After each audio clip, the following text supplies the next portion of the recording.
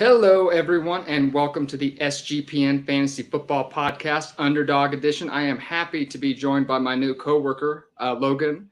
I just started at TWSN. Logan's been there a little while. I just started there a couple weeks ago, so I'm happy you joined me. How you doing, my man?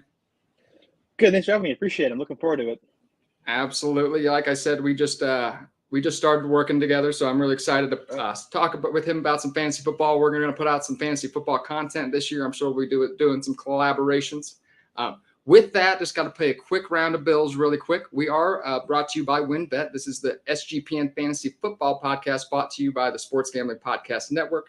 WinBet is now live in Arizona, Colorado, Indiana, Louisiana, Michigan, New Jersey, New York, Tennessee, and Virginia. From boosted same-game parlays to live in-game odds, WinBet has what you need to win. Sign up today, bet $100, and get $100 at sportsgamblingpodcast.com/winbet. That's sportsgamblingpodcast.com/WYNNBET. State restrictions do apply. So I figured, I usually don't get a chance to break down all the weekend's games just because I usually get, I have to dive into the underdog stuff because there's so many games. But, with there only being 6 this weekend, I figured that's where we'd start off with. The first game of the weekend, San Francisco and Seattle. The game started off tight, but then San Francisco pulled away in the second half. It was an excellent performance by Brock Purdy. You have any big takeaways, my man? What do you think about that San Francisco offense going forward, led by the last pick in the draft? I think this offense looked a lot better with Brock Purdy on the center. Don't get me wrong. Like when Jimmy Garoppolo played for I think it was 4 or 5 games before. They were having a pretty good year. They were still winning the NFC. They were still top the NFC West. But now Purdy, they've won 8 games in a row since he's been under center. I think right now, if you're looking at the Niners team, I think they're the team to beat in the NFC. It's hard to overlook this Niners team because Brock Purdy has really turned his offense into something pretty special. And the game against Seattle was no exception because he looked phenomenal, especially in the second half, doing all these trick plays, just scrumming around in the pocket, looking kind of like Patrick Mahomes-esque, just making great plays. And the defense, after struggling in the first half, played a really good second half. They really got after Geno Smith, held Seattle scoreless in the second half. And I was kind of surprised that the first half was close because the Niners have dominated Seattle in both games they played in the regular season. But I think what we're seeing right now from the 49ers, my biggest takeaway is that Brock Purdy is making this Niners offense look unstoppable, and they're the team to beat in the NFC. Heading down to the divisional game this weekend and heading to the hopefully Super Bowl run. Hey, you know what? That's not a bad pick. I was underestimating Brock Purdy going into the weekend. We did a hot takes article on TWSN last week, and I put my hot take was that Seattle was going to cover the spread, and I put San Francisco on upset alert. In the first half, I was feeling good about that. But Brock Purdy, like I said, he just looks so good throwing the football. You know what I mean? When he steps back and throws, that looks like a completion to me. I do see some, those balls kind of start fluttering up in the air a little bit, kind of on those longer throws to the perimeter a little bit. But, the San Francisco offense, Kyle Shanahan's so good at scheming people open. I don't think it's going to be much of a problem. It is a disappointing end for Geno Smith. It was an excellent story. Do you have any takeaways for Geno Smith in the offseason? Do you see him being the Seattle quarterback next year? I don't, because I think right now, Seattle has one of the Broncos' top 5 picks in the draft because the Broncos finished with only 5 wins. I think right now Seattle's probably going to go after a quarterback, whether that's in free agency or the draft. Especially the draft. But look at all these quarterbacks who are in the draft. I don't think Bryce Young's going to fall in their lap, but you have C.J. Stroud, who declared for the draft. You have Will Levis. I don't know. I think what we saw in December when Seattle was kind of when they were on that 3-game slide, we finally saw that, hey, Seattle finally played some good teams, and they finally were exposed to who they really are. They're an okay team, but Geno Smith had a great year, probably will be the comeback player of the year, but I don't think he's the long-term answer for Seattle down the road. I think they have to get a quarterback, and I think it's going to be in the draft. And who knows? Maybe we do see Geno Smith next year, but in my opinion, I don't think he'll be the starter for Seattle next year. I think a lot might depend on how Will Levis falls in the draft. It seems like we have the top 2 selections. It'll just be, is he a top 5 pick or not? Does the NFL see him that way? That'll kind of be a big question, I think. For sure. We'll get into the next game. This game was incredible. The LA Chargers got upset by the Jacksonville Jaguars. Man, we were making fun of Trevor Lawrence. I thought I have so many dynasty shares of Trevor Lawrence in fantasy football. I was panicking in the first half. I thought all the value that he built up, he was just going to get made fun of all offseason. But now I think we're right back to where we were to start the game. It was a roller coaster. 4 interceptions in the first half to was it 4 touchdown passes in the second half. Yeah, and then I thought that Samuel Jr. had 3 picks alone. Two Chargers teams was just dominating that game. That is nuts. I cannot believe it. Like I said, I have been on Trevor Lawrence for a long time, so I was excited to see him. He got the whole offense going. Travis Etienne had over 100 yards rushing. Christian Kirk, Zay Jones, Evan Ingram had a great game. You think these are going to give these Chiefs any trouble this weekend? I think so, because right now they're on a 6-game winning streak. I mean, the last time they lost, I think, was against Chiefs. Maybe not, but I forget when they. I know that they lost it, but they kept it close. But it's going to be a tough environment. I mean, Kansas City is #1 seed. It's always tough playing in there.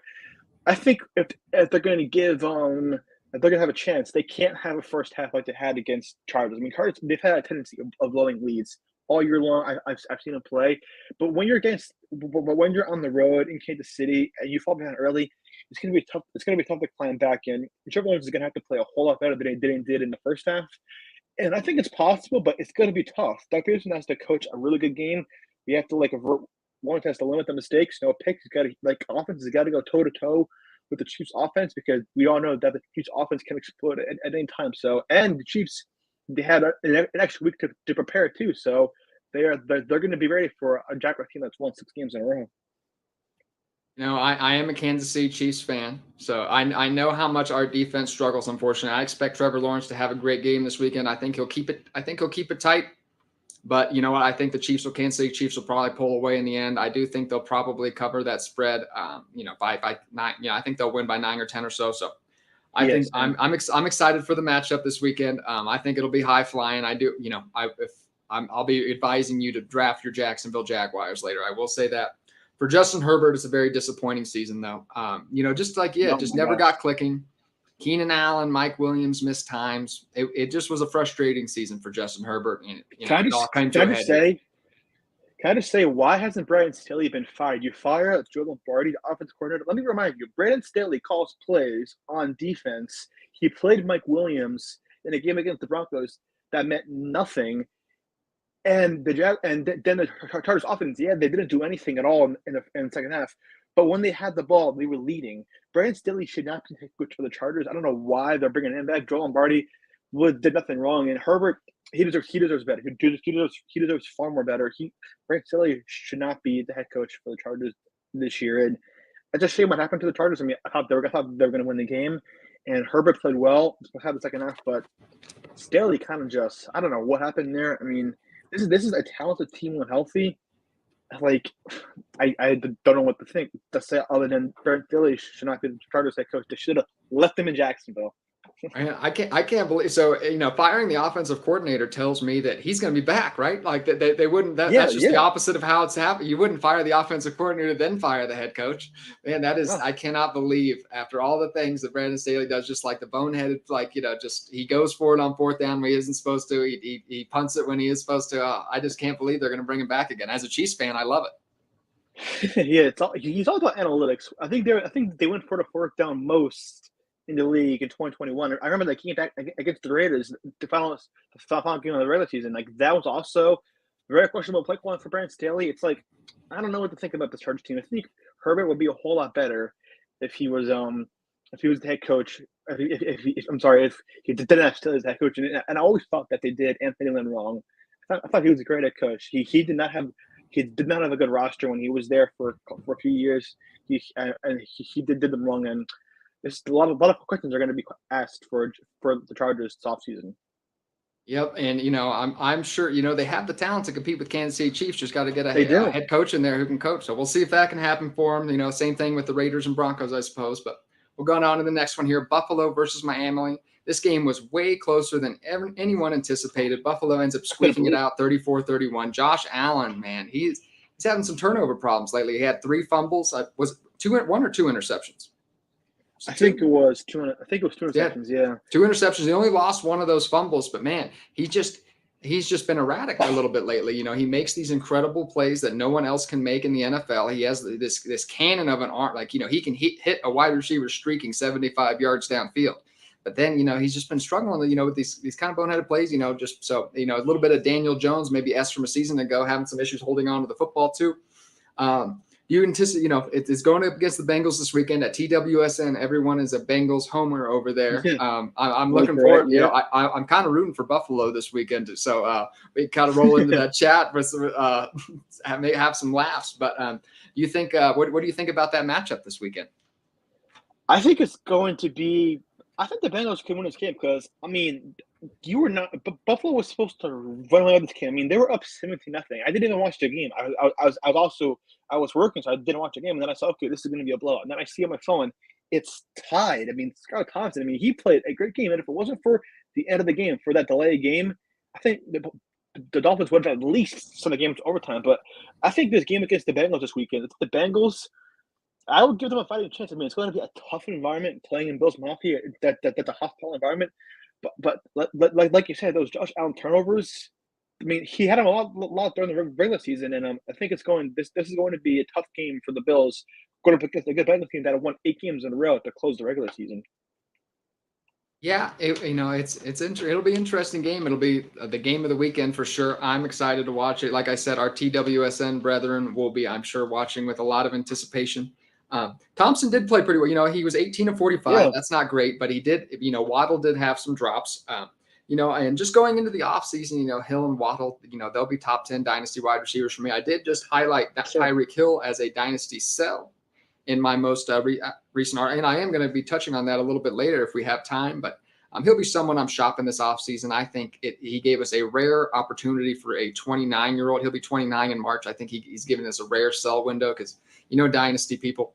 They're ages. They don't like anybody about to hit 30. So I think Tyreek Hill is going to have some significant value still left. So I will be looking to sell him. But I still love Jalen Waddle. I don't think he got a fair shake this year. He had some bust games, but a lot of those were with Thompson. Tua wasn't quite healthy. So he is still firmly in my top 10. Next game I have up here, the New York Giants versus the Minnesota Vikings. This was an upset.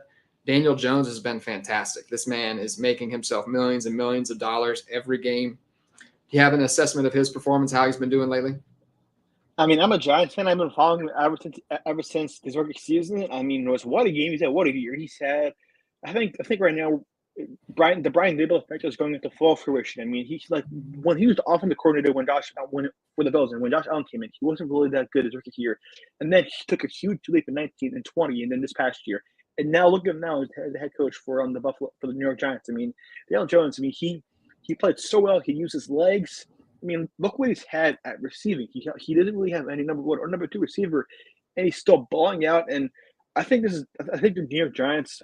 This has been a great year. Brian Daboll is the head coach of the year, and I think they'll keep it close against the Eagles this weekend. We'll see what happens there. But the biggest story here is the Vikings.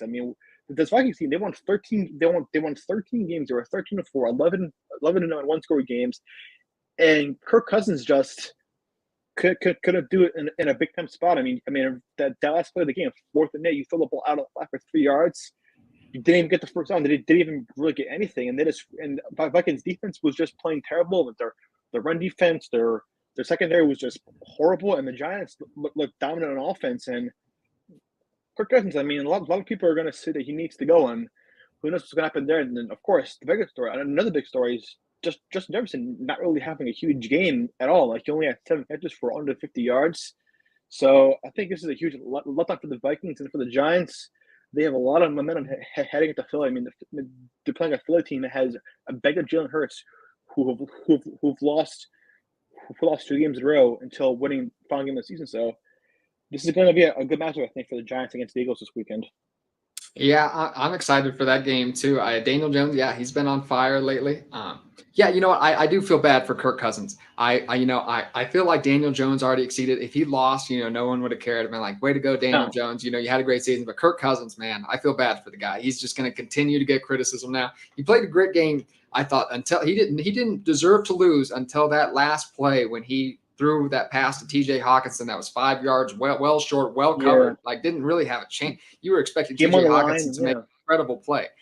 So that's tough for Kirk Cousins, and I think he deserves some criticism for that. So that's a tough play for him. The Minnesota Vikings, I think their offense will be great next year. So just like it was this year, they'll be one of the top offenses in the league. Dalvin Cook looks like he is breaking down a little bit with this deep free agent class and rookie running back class. I would expect maybe the Vikings to bring in somebody just to give Dalvin Cook a little bit of rest. Justin Jefferson will continue to be the wide receiver one. TJ Hawkinson was somebody that he's been a target machine lately, and I expect that to continue next year. But I am highlighting him as in a dynasty sell, another dynasty sell of mine, TJ Hawkinson. I did an article today featuring that, and it's just the history of the tight end position. It's just so bad. We have Darren Waller, we have George Kittle. Those guys have had great seasons, but then injuries, not being a consistent part of the offense, being asked to block a little too much, all those things kind of get in the way. What do you think? Do you think TJ Hawk, do you think, it's not, it wouldn't be, you could argue he's the redraft tight end 2 next year. Do you have any opinions on his next season? I think he'll have a good year next year. I mean, I was surprised that the Lions traded him in division, and the Vikings proved that he was worthy asset. He had a good game on Sunday, of course, besides not getting the first down on the last play. Nothing he could do about it. But I think he'll definitely be a top tight end to draft in your fantasy league. I think he's definitely good. I don't think he's on the George Kittle, Travis Kelce type level yet, but I think he's definitely a stud, and the Vikings could definitely need him. And hopefully, I don't know what his contract status is, but hopefully he comes back to the Vikings. Because I think right now, that's a perfect matchup for the Vikings. Yeah, I'd be hard pressed to think the Vikings let him go after he developed such a quick chemistry with Kirk Cousins. But we will see. I think the franchise tag is always a possibility. Next up here, Cincinnati versus Baltimore. Cincinnati was able to squeak it out. Lamar Jackson plays. That could have been a different game. Burrow solid, man. He was getting beat up with the offensive line wasn't playing that well. Like I said, it just feels like the Baltimore kind of gave it away at the end there with a Tyler Huntley fumble return for a touchdown. Any quick takeaways from this game? This is the other side of that Buffalo game, and Cincinnati didn't play that great either. Yeah, I mean, I'm going to quote what J.K. Dobbins said. If Lamar was understanding it, they would have won. I mean, I don't know why the Ravens did a QB sneak like that against a really good Bengals defense at their at the Bengals on 1 yard line. They should have gave it off to J.K. Dobbins. It could have been a whole different story. But I think this is definitely a positive concern for the Bengals because they really often, other than that first start of the game, the offense really didn't play that well. Joe Burrow, offensive line didn't give him a lot of protection. We really didn't see a lot of Jamar Chase action, and also that last play of the game. I mean, Huntley almost got the ball off to one of the Ravens receivers in the end zone. That ball was almost caught too. So, yeah, both of these top AFC teams just did not look good in Wild Card weekend, and now they're going to both collide. We're going to see what kind of teams that we see out of them both. But the Bengals, it wasn't pretty. I mean, they didn't cover. I'm not sure if they covered the spread or not, but they only won by 7. I predicted that they would have won by 2 scores because they should play each other to close out the regular season back in Week 18, and the Bengals dominated. And this is pretty much the same team.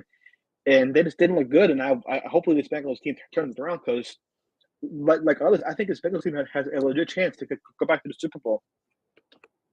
I hope that doesn't happen. The Cincinnati Bengals has beat the Chiefs 3 times in a row. So I hope the Cincinnati Bengals make it because I hope my Kansas City Chiefs get a chance to beat them in the AFC Championship game. A little revenge for last season. We'll dive into the last game though, real quick though. If you do like what you're hearing, feel free.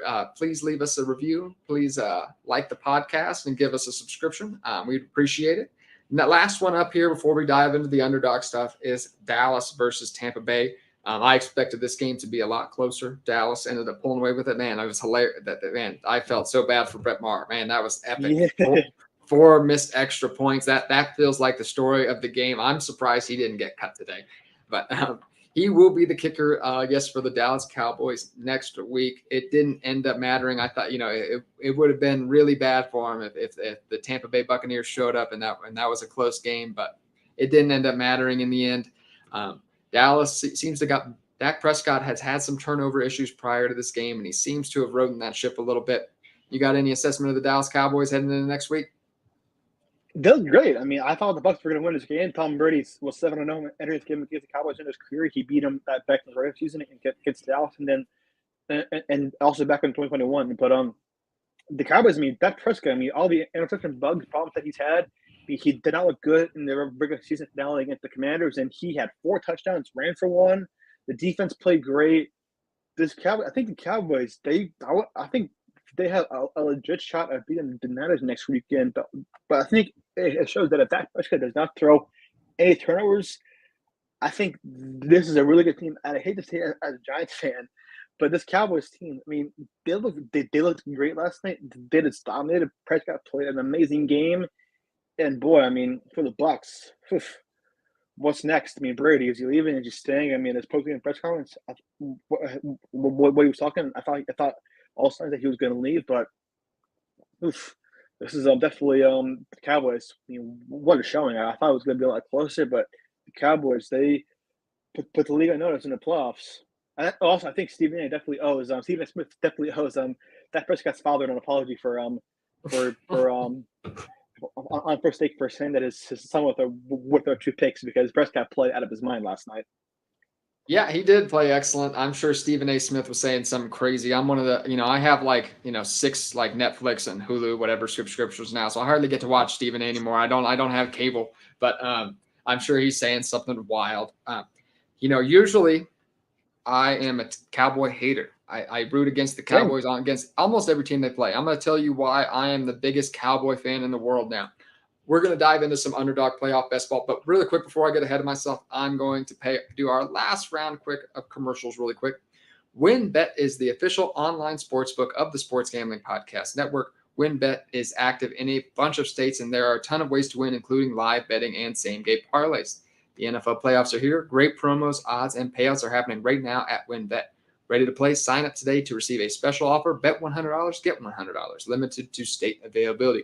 And, of course, if you hit the biggest long shot parlay of the week, you get a $1,000 free credit. There's so much to choose from. All you have to do is head over to sportsgamblingpodcast.com so they know we sent you. That's sportsgamblingpodcast.com/WYNNBET.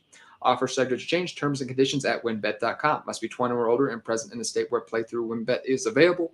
If you or someone you know has a gambling problem, call 1-800-522-4700. So, yes, Underdog Playoff Best Ball. It is I know you don't get on Underdog, so I'll just do a quick explain it to you. It's for the playoffs. It started in round 1. You are segmented. It is it depends on the tournament. There's 50,000 person tournaments. There's 100,000 person tournaments. You are segmented into 6-person drafts. You are drafting 1 quarterback, 1 running back, 2 wide receivers / tight end, and a flex position. And you were segmented into these 6-person pods. You had to factor in things like the first round bye when it was 10 round drafts. You had to factor in like, you drafted Patrick Mahomes in the first round, but he's not going to actually play in round 1. And you're segmented into 6-person pods, and only 1 or 2 advance out of that pod each round. So we went through this week, and I've done hundreds of these drafts. I had almost every combination that you could possibly get. And now I am left with so much Dak Prescott. It's absurd. I am the biggest Cowboy fan. If the Cowboys end up making it to the Super Bowl, we're all going to Cabo, DWSN, because I'm going to be a rich, rich man. Unfortunately, I don't know if that's going to be the case, though. I have so much Dallas Cowboy exposure going into this next round. It's not what I wanted. I'm actually very light on Patrick Mahomes and Jalen Hurts. I wasn't, you were trying to carry Patrick Mahomes kind of teams and Kansas City Chiefs stacks. And that's another thing I'll mention to you. So when you're drafting, it was really important for stacking, because you're trying to you're trying to build a Super Bowl matchup. You have 5 starters, and you're trying to and you want 5 starters in the Super Bowl. So you're kind of just drafting mainly between 2 teams. And so, Dak, the Cowboys were a popular one I have, but man, I just wasn't able to carry enough Patrick Mahomes teams through, not enough Chiefs in general. I did have a 31.5% advance rate, which, factoring in some of those 1 and 6 advances, I was fairly happy with. So I guess I'll just say, so you did say that Dallas has a good chance of winning. You think I'm going to be a rich man? You think Dallas has a chance of making it to the Super Bowl?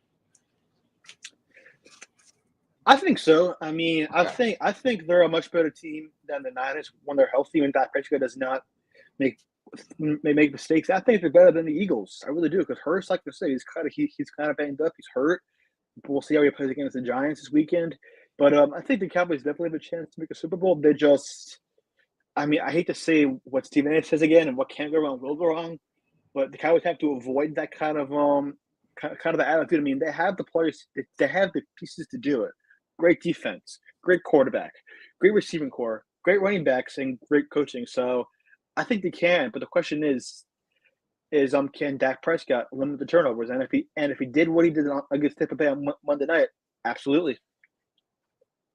We will see. I'm very nervous. I do have a decent amount of exposure to Josh Allen and Brock Purdy. Brock Purdy was incredible. He was a great value pick. He was going in the third, fourth round, next to some pretty good players there toward the end of the season, but I got a lot of exposure before that. So very happy with that. Snuck some Josh Allen through. So if the Buffalo Bills end up making it, I hope they don't. I hope my Chiefs make it, but I'll be doing pretty well if Josh Allen advances to the Super Bowl as well.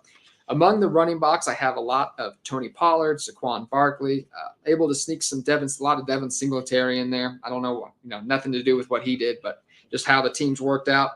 Got a lot of Christian McCaffrey and a good amount of Pacheco and McKinnon so I didn't get a lot of Patrick Mahomes, but I did get some good amount of Chiefs exposure with the running backs. So that will be interesting. But yeah, this is super fun. The Underdog Playoff Best Ball format, they do that. The best ball, that's what they're known for, and they do that better than anyone. As far as the wide receivers and tight ends go, Dalton, Schultz, and Lamb, Cowboys exposure, that's like I said, the Cowboys are going to be what makes me my money this year. Deebo Samuel, a lot, that was an incredible game. Yeah. Is that, ooh, wow. I can't believe it just didn't seem like, Deebo Samuel, with him being injured at the end of the year, it just seemed like, Brandon Ayuk and George Kittle were developing some chemistry with Brock Purdy. It seemed like Deebo Samuel might be taking a back seat. That did not end up happening. Do you think it's just going to be boom or bust? Just kind of, it's going to be George Kittle one week. It's going to be Deebo Samuel one week. It's going to be Brandon Ayuk one week. I mean, I don't think so, because I think Brock Purdy, he has so many receivers and weapons that he can just throw to. I think it's going to just mix it in with like everyone involved. I mean, as long as I don't know. That's a tough question, because I think all these receivers and George Kittle is capable of having a huge game.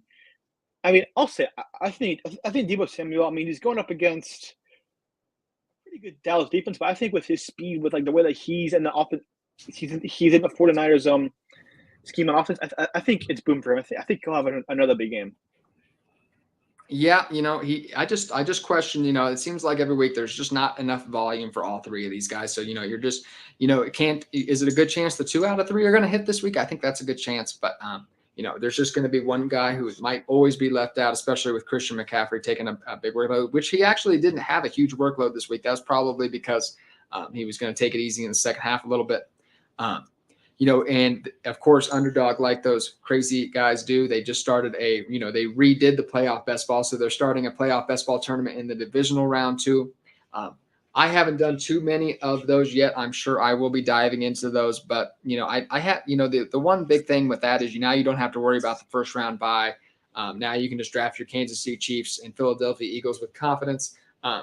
I think you should. I would not be trying to get too cute. I think the Kansas City Chiefs and Philadelphia Eagles have a great chance of meeting up in the Super Bowl. Of course, I think that would be something right there. Yeah, absolutely. Cincinnati. How about a rematch, Niners and Chiefs? That would be something pretty cool too. I will absolutely take that as well. That'll be an incredible matchup. I'd rather see a little bit of offense though, so I'd rather see the Philly or Dallas, and then I think San Francisco could give the Chiefs some troubles. That's definitely a crazy pass rush. On the NFC side, we're thinking San Francisco, we're thinking Philadelphia, and maybe Dallas to a certain extent. Does anybody have Jaguars, New York Giants? Any of these guys have any hope at all? I think the one team that has the most hope is probably the Jacksonville Jaguars, and I hate to say that as a Giants fan. I just really don't think at some point the Giants are going to falter, because I mean, it's all based on the fact that they don't have the skill players on offense for them to do well, and their defense is really just kind of iffy. I mean, they blitz a lot, but still, like, it's still not good enough. I think the Jaguars, just because they have a whole lot of great players on offense with Trevor Lawrence, of course, Travis Etienne, Zay Jones, Christian Kirk. I think they have a much better chance of advancing to maybe to Super Bowl. I don't think it will happen, but if I had a pick between the Giants and the Jaguars, it would be the Jaguars. Absolutely. I don't think it'll be either team's year. I would be, limiting my exposure to those players. I think the other 6 teams do have a legitimate chance of making it to the Super Bowl. In those playoff best ball, the best advice I can always give the listeners is to, reach for those stacks. I don't care. You have to be able to get a stack, have to be able to play 5 players in the Super Bowl if you want to win that big money. So, if you have to reach for Gabe Davis in the second or third round to get a stack with Josh Allen, and you have to reach on Devin Singletary in the third round, you can make up value later. You can draft Travis Etienne. You can draft Saquon Barkley later on in the drafts, and that will give you a chance to make up some points this weekend, but still give your players that are going to be playing in the championship games and the Super Bowl. With that, good luck in those playoff best balls. I'll be giving another update on how my teams are doing next week.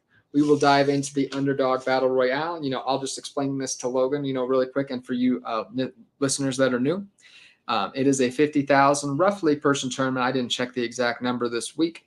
$5 entry, 1 quarterback, 1 running back, 2 wide receiver, a tight end, and a flex position. 6-round drafts, 6-person drafts. You are in you're just then after the draft, you're just segmented in with all the 50,000 other people. But the draft and your drafters kind of dictate who you're going to get at your exposure to. So, one of my favorite strategies is, you're going to want to play a lot of these battle royale tournaments. It's $5 an entry. If you want a chance to win those big money prizes, you're going to want to get a lot of combinations, though. You're going to want to do a lot of drafts and be able to get some value picks.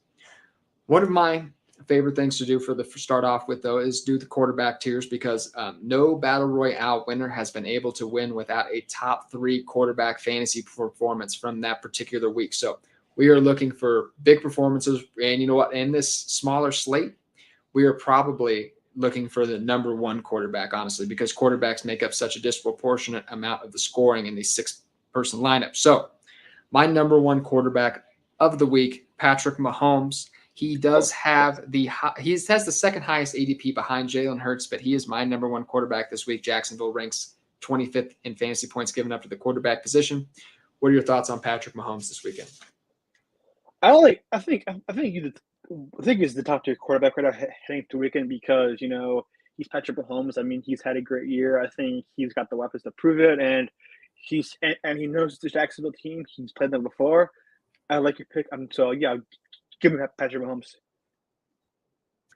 I like, he's been had an incredible year, after kind of, he had a really horrible 5-game stretch in 2021. We didn't see that this year. There was a couple relatively down games, but he was still number 2 in yards per attempt, number 2 in pressurized throws, and still had an outstanding year, number 2 in fantasy points per game. Great year.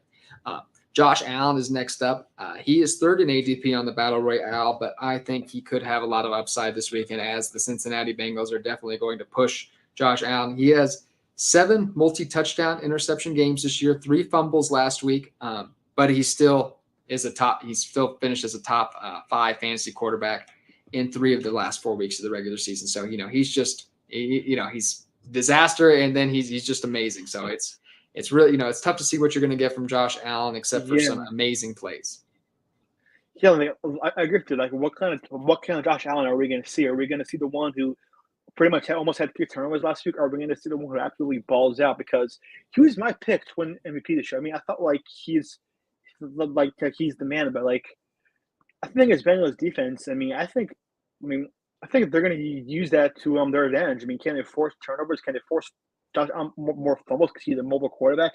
Can they get after him? I mean, I don't know. I think this is going to be an interesting one, but I think it should be Mahomes, Burrow, and then Josh Allen for the AFC as of right now. And then I think Lawrence should be 4th one, because I think this right now, Joe Burrow, he's had a great year, but I think he had a little more of an upside because he takes care of the football. I think he's big right now, have all the momentum, and Buffalo kind of might have almost kind of blew that game against Miami. So this is going to be interesting to see. But I think right now, I think Allen's a tier 4 quarterback heading into this weekend. Okay, I love that. Yeah, we're going to have a little difference of opinion there. I'm a little bit lower on Joe Burrow. I have my man Trevor Lawrence. We'll get down to it. I have Trevor Lawrence ranked ahead of Joe Burrow this weekend. Really? Yes, I do not have faith in my Chiefs defense. That's the argument I'm going to sell you. Next up, though, before we get into that, before we get ahead of ourselves, Jalen Hurts, number 3 quarterback. He came back in the last week of the season. He should be fully healthy, ready to go. He is the number 1. Does have the number 1 ADP this weekend, so he is the first quarterback drafted, 13 rushing touchdowns this year. How do you think he's going to do it against the New York Giants this weekend? Well, I think if he plays like he did against a bunch of third stringers against the Giants in the regular season finale, I think he's going to struggle. But I think if he's healthy, he should have a good game because these two teams met back in December and Hurts balled out. They scored 48 points on the Giants. I think he's going to. I think this is going to be a bit of a challenge because this is going to be his first real action against a full strength New York Giants team in a while. I mean, you got Adoree Jackson back, you have Xavier McKinney back, and you have Leonard Williams, and this Giants defense blitzes the most on third down. I think Kurtz is going to have. I think Kurtz had a chance to have a really good game. With the Giants defense has to prepare for that. But I think him being number one. I think that definitely is a question. I think right now heading into this weekend, it should be Dak Prescott. Dak, I hope you're right. Like I said, I hope you're right about Dak. I hope he has a huge, I hope he has a big week. Trevor Lawrence is my next quarterback up. I do not have faith in my Chiefs defense. It is Russell Wilson. I have it right here. I was pulling it up. Russell Wilson was the quarterback 3 and the quarterback 5 against the Chiefs this year, and he had a horrible year. He was awful this season, and he was incredible against my Kansas City Chiefs. The Chiefs are horrible against opposing wide receiver ones. Christian Kirk's probably going to have a huge day. I think, Trevor Lawrence will be, you look at the stat sheet at the end of the day, I think Trevor Lawrence is going to have a big day. And that's why he's my number 4 quarterback this week. Interesting. I mean, I get to see where you're going because, Chiefs defense is definitely not as strong, but I mean, I don't know the numbers right now. I mean, let me look at them, but these two teams did meet back. I believe it was in week 10 where you guys. Yeah, he didn't play that well. You're right.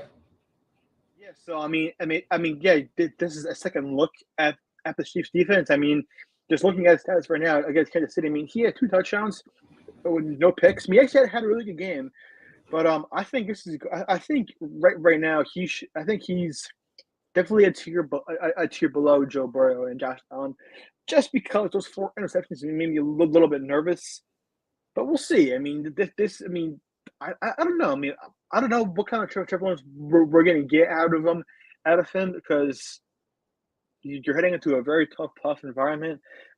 And plus, the Chiefs defense had an extra week to prepare for Trevor Lawrence, and I think they'll definitely look up the tape and see where the Chargers defense went wrong in giving up and blowing their huge lead. So I think Trevor Lawrence is in for probably I wouldn't say a difficult game, but a challenging one because this is not going to be an easy opponent, and you also got to try to go toe to toe with a high-powered Chiefs offense.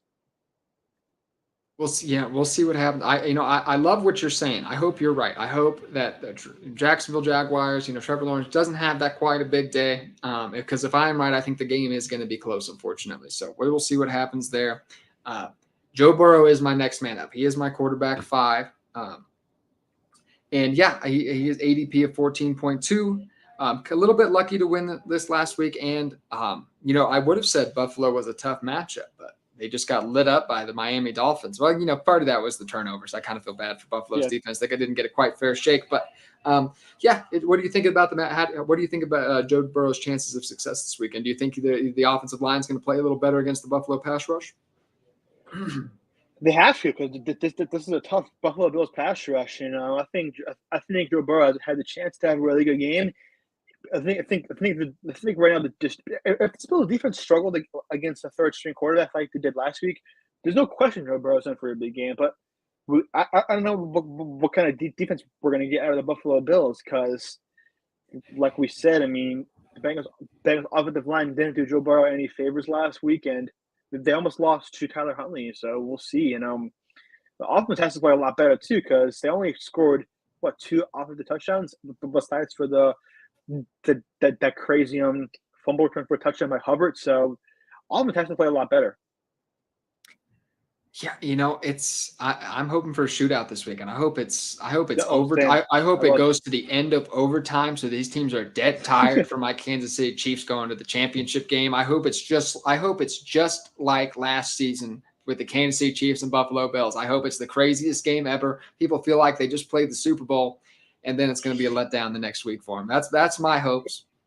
My last 3 quarterbacks I have here are Daniel Jones, Dak Prescott, who I hope I'm wrong about. I have him as my quarterback 7. And Brock Purdy, I know he's been incredible, but just listing these other names here, that is the man I am least confident in. Who do you expect out of those 3 names to have a big game this weekend? Give me Daniel Jones. I mean, Yeah, look what he's done. Like, look what he's done. Like the last 2 games that he started. I mean, he threw for over 300 yards against the Vikings. He also ran for 70 yards on 17 carries. And then against the Colts on New Year's Day, he rushed for 2 more touchdowns. He threw for 2 more touchdowns, and then it seems like he's almost cooking right now. And I just think right now, like, he's seen this Eagles team before. He knows what he has to do to get better. He's limited the turnovers. He's been smart with the football, and he is Brian Dable with him. And I think Brock Purdy should be below Dak only because he's probably going to – I think Purdy's going to go up against a really good Dallas defense. It's going to be a major test for him. So yeah. I like where you have him right there.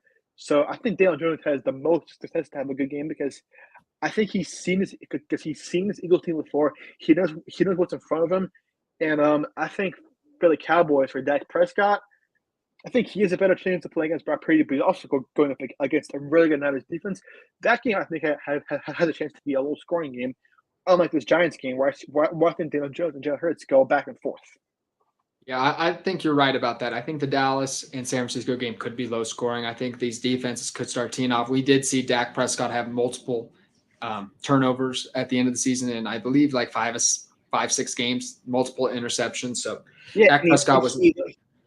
He led the league in interceptions, and he missed 5 games. I mean, that's what's telling me about Dak Prescott, and you're going up against a very scary Niners defense led by Nick Bosa. So there's that too. And for Brock Purdy, I mean, Brock Purdy, you're going up against the great Cowboys defense with Trayvon Diggs and Micah Parsons that you have to look out for. So I think for Daniel Jones, I mean, the Eagles defense is good, but I think he's set up most for success.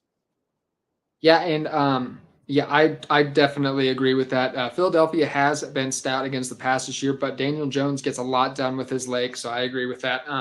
That is exactly how I had it: Daniel Jones, Dak Prescott, and Brock Purdy. Going on to the tight end position, it's the exact same. You know, you have to have a big performance for your tight end to win these battle royales. It's almost like you're filling out a lottery ticket almost. You're just trying to hit that perfect combination. Tell me when you think I'm crazy. So I'll just have you tell me, stop when I'm crazy. All right. So I have Travis Kelce as my number 1 ranked tight end. That's pretty clear. He has the 5.4 ADP. He's number 1 in essentially every category. George Kittle has had some big games. Number 2 in just 2 targets last week, but 22 targets in his final 3 regular season games, 7 touchdowns in his final 4 games, or final 4 or 5 games. I actually didn't write the total games there, so I do apologize, but it was on a touchdown streak to end the year there. And then I have Evan Ingram. Any of those top, do you see Dalton Schultz or Dallas Goedert or any of those guys slipping ahead of those 3? I don't, because I think Travis Kelce, I think he's the best tight end in the league. I think Kittle's next to the best. And Evan Ingram, he's had a resurgent year with the Jaguars. He's had a really good year. And I think he's found a home there. And when he's with the Giants, I mean, there were flashes of him playing well, but it just never really came at the full fruition. I mean, he's dropped a lot of passes. He's been hurt a lot. And now we're seeing the exact opposite in Jacksonville. I mean, he's not dropping any passes. He's staying healthy. So I think you're hitting. I think you're hitting the nail on Brian Buck. I think right now it should be heading into this weekend. It should be Kelce, Kittle, and Evan Ingram. Yeah, absolutely. Yeah, Evan Ingram, man, he's just been a target machine. Yeah, he had a little bit of a lull at the end of the season there, but 11 targets in the playoff game last week. 40 targets in between weeks 13 and 16. Whew. I mean, career high. He set a career high with both receptions and receiving yards. I mean, he had 73 catches and 766 yards, and his next highest was 722. So that was probably his rookie year, right? Yeah, that was his rookie season, and you also heard that year too. So yeah, I think Evan Ingram. I mean, what a pickup by Jacksonville. I mean, I was kind of surprised because okay, I don't know how you're going to play that well with a pretty bad Jaguars team. Now, 4 months later, I mean, it all worked out for him.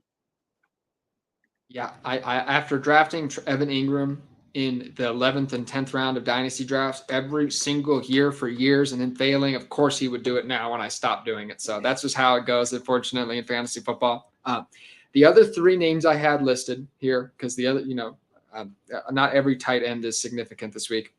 I had Dalton Schultz, Dallas Goedert, and Dawson Knox. That's the order I had it in. And would you do it any differently? Not really, because I mean, Dallas Goedert, he was hurt for most of the season. Haven't seen much of Dawson Knox for you to get excited about it. Dalton Schultz, I mean, yeah, he had what 2 touchdowns last night. I think I think he's I think that's a good list, and who knows what we're going to see out of these players this weekend, especially Dallas Goedert, because like we said, I mean, he hasn't played in a while, and I think if he wasn't hurt for most of the season, I would have put him ahead of Evan Ingram, just because the Dallas Goedert, like in that Philly offense, is just a matchup made in heaven. But I think just because he's hurt, like we haven't really seen that much out of him at all these last couple of weeks. So yeah, I think that's a good below top 3 list. Yeah, it's Dalton Schultz has been a little bit of a mixed bag. He's had in his last 8 games, he's had 6, 10, and 10 and 9 target games, and then he has 5, 4, 4, and 4 target games. So you never know what you're quite going to get. Dallas Goedert did get 13 targets in his final 2 weeks, so he was getting targeted. Didn't turn that into very much production though. And Dawson Knox does have a touchdown in each of his last 5 games played, but he does have 20 yards or below in 3 of those games. So definition of a boom or bust touchdown dependent there. For running backs and wide receivers, I do it a little bit differently. We know why Saquon Barkley is going to have a great week this week. We know why the top guys are going to have a great week this week. So instead of, listen to those guys, I talk about the values at running back and wide receiver. First name I had up here, he is going in the 4th round of Underdog drafts. He has a tough matchup this weekend. He hasn't been playing that as well as he was in the midseason this week. It is Tony Pollard. I think he could be a sleeper this game. It is a tough matchup, but we could see some work out of the passing game. He did play 58% of the snaps last night, so he does have he's the 1A to now Ezekiel Elliott's 1B. It does appear, but it is important to note he has not finished even as a top 24 running back since week 14. So, do you think that we're just seeing committee here, or do you think it was kind of an anomaly, all those great games he was having midseason? No, because Tony Pollard, he's had a great year. I think he should be the Cowboys' number 1 in back end. He really did have a good game last against the Bucs on Monday night. He had 77 yards on 15 carries. He averaged a little over 5 yards a carry. So I think we'll see it. I think we'll definitely see a lot of Tony Pollard against the Niners this weekend. So I think he's definitely a sleeper, but I think he's going to have a chance to have a big game. I love that. Next up, I have Isaiah Pacheco. I know the Chiefs running, I'm a Chiefs fan, you just never know what you're going to get, but Jacksonville's given up some big performances to Derrick Henry twice, Tony Pollard, DeAndre Swift, McKinnon, he just doesn't, I get it. He's been a touchdown machine, but man, it's hard to trust somebody every week who doesn't get any rushing attempts. So, Pacheco's a highlight of mine. I think he could have some success against the 22nd ranked team against fantasy points given to running backs. What do you think? I don't know. I mean, this is tough. I mean, I think I don't know how much action we'll get, but I don't buy him having a big game. Yeah, it's a tough. We can play it a little bit more risky in these because it's a big tournament. You know what I mean? We're trying to get a little different. So while everyone else is on Jerick McKinnon, I don't mind taking a little bit of Pacheco. And the other guy in this matchup, I told you I'd be highlighting Jacksonville Jaguars, Travis Etienne. He's going in the 3rd round, so you got to pay up for him. But I still think that could be, he's not getting any passing. The only frustrating part about Travis Etienne is he was a pass catching running back, and we find out he's actually not that good of a route runner, and his hands are not that great either. He's just electric. He's just electric in open space, and that's what Clemson put him in. It's just like, let's get him a screen pass, and he's going to run. You know what I mean? So. That's just a little bit disappointing, but he was over 100 yards rushing last week. What are your thoughts on ETN this year? He's been kind of boom and bust. He's been great. I mean, and there were a whole lot of questions what kind of because he was hurt all his rookie season, and now look at him this year. He's the true number 1. He's a true number 1 back, and I think he's poised for a huge game this weekend against Kansas City because, like you said, I mean, your Chiefs defense really isn't that good, and ETN, it's a perfect matchup, and I was surprised that he's not really good catching passes out of the backfield because, he's electric, he's fast, and I guess he's known for, getting balls out of the backfield, whether it's handoffs or tosses or whatever. But, yeah, I think he's in for a big game. Yeah, unfortunately, I think you're right. I think that's how it's going to go this week. I expect all those Jacksonville Jaguars to have big games. And that leads me right into the next one. We're going to finish up with 3 wide receivers before we get out of here. My first wide receiver up. Not everybody can have a big game. I just know people are going to have big games on the Jacksonville side, so I'm taking him, especially when I'm doing multiple drafts. Zay Jones is my first wide receiver up here. All right, yeah. Hot midseason stretch, but he kind of had a little bit of a lull at the end of the year, but 13 targets, 74 yards, and a touchdown last week. I think, we could be rolling against Kansas City this weekend. What do you think? I love it. I think again, your Chiefs defense not really that good, especially the secondary. So I think Zay Jones. I mean, he had a huge game against the Chargers on Saturday night. Yeah, yeah. I think he was available. I think you take him. He's another great offensive pickup, off-season pickup that the Jaguars made. Yeah, I mean, he's having a renaissance season. I have him. I actually just had him stashed in just a ton of leagues for some random reason in Dynasty. So, there's 30-man rosters, you know what I mean? So you can kind of get different there. So I have him. So I was excited to start him at the end of the year. Juju Smith-Schuster is my next man up on the other side of the ball. He's been pretty inconsistent since about week 10. Just hasn't been the same. He had a couple really big weeks there. I can't remember if they were week 13 and 14 or 14 and 15. But just kind of ever since he had that went out with that concussion about week 9 or 10, just hasn't been clicking quite the same. But he is still with Patrick Mahomes. I know Patrick Mahomes is going to have a big game. So it's just a matter of which wide receiver he does. And in the last round of underdog drafts, I think you could do a lot worse. Yeah, I mean, if it's available, take him. I mean, he has Patrick Mahomes as his quarterback. Yeah, so I think Schuster. Yeah, he's been quiet. We'll see how he fares against the Jaguars defense. So I think it's poised for a good game. Yeah, so yeah, like that one. And the last one I have up here, who's been hot man this week. He's being talked about on every show. Isaiah Hodgins. He's really, he's going at the end of these drafts. I know he's going to be a name that everyone sees at the end of these drafts, but he's still going in the last round. I mean, come on, he had 8 targets, 105 yards, and a touchdown last week. Say no more. Hodgins has been great for the Giants, and I think he's poised for another big game. So Hodgins, yeah, I mean, he had his first career 100-yard game, and he's really been just one of the best pickups the Giants have had all season. I mean, this team was dead. I was surprised that they made no moves at the trade deadline when they traded Rickadarius Toney. I thought they were going to get maybe a Jerry Jeudy or somebody else, but they stuck with what they got, and it's worked out perfectly. They got Hodgins, so yeah, definitely give me Isaiah Hodgins probably over Smith-Schuster. Why not? All right, I like it. I can't. I got it. Me. I'm a biased Chiefs fan. I got to take my Chiefs, but I definitely respect that opinion. With that, we'll wrap it up here. It was a great show. Logan, what are you working on coming up? I know you got some stuff going on at TWSN. Well, yeah, baseball season, man, it's right around the corner. I'm gonna start a new series. We're gonna grade all of off-season grades for every team in baseball, from the Mets making big moves, from of course, the Rangers getting Jacob deGrom. Hurts me to say that as well as a Mets fan. From the Phillies getting Trey Turner, he's getting called for down so many big moves. So definitely check out the site and also on my Twitter at Van Dyne Logan. Thank you very much. Yeah, TWSN is great for all sports content. It's awesome. Yeah. Yep. And me at the Sports Gambling Podcast Network, we got all you covered over there too. So with that, I'll be working on some stuff that I'll be dropping my DFS threads this week. I'll be dropping some more TWSN articles, some stuff for the Sports Gambling Podcast Network, and we will be back next Tuesday with the Underdog Sports Gambling Podcast show. Thank you so much for joining us, everybody. Have a great night.